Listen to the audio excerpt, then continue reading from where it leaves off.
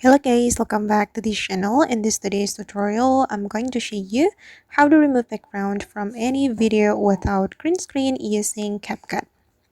Okay, let's get into it guys. First of all, of course, you have to download and install CapCut application. You can get this application from Play Store or Apple Store. Once you have installed this application, you can open it and you are going to create new project and then choose the video you want to remove the background. For instance, I'm going to remove the background of this video. Click on the video and click on add.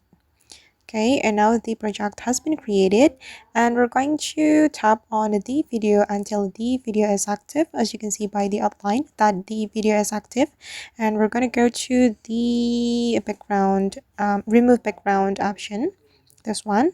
Click on remove background and you can choose custom removal.